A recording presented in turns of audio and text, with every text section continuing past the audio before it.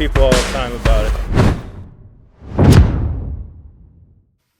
Hey, in the last video we talked a little bit about using a Farrier's rasp versus a double cut file. I went ahead and put some scratches in the stock, you can see here.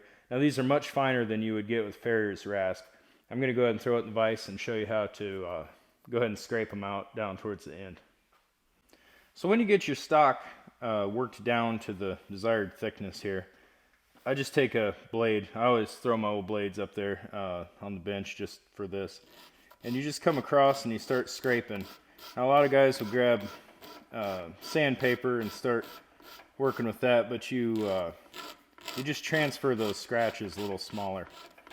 With sandpaper, it kind of takes a little longer to work through. So as you can see, you just work that on down. If you start getting spots like this, that's from that blade vibrating up and down. It transfers through. This is a really nasty example of it here. This is a really nasty example of what that could look like if you don't change the way you're doing things. So the way you change that is to change the angle of the blade.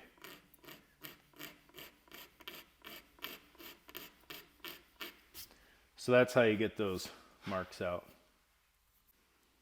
So when I duplicate stocks, that's how I go ahead and take them down to the final dimension. If you have an old school caliper, you can measure off of a stock that you like the feel of. It's one thing I do quite a bit, and then I just check it at the wrist and at the grip and back here. Just check it a few different places and make sure it's tracking the way it should be. Keep in mind, you need to keep this flat, so you may need to take a straight edge and run across. I take my chalk. You guys know I use the crap out of chalk. I'll chalk that. I don't use pencil when it gets close. I'd rather use chalk to do this, but chalk it, and then you can see where you have high spots and low spots, and then a little water just wipes that right off before you while you're raising your grain before you start doing finish.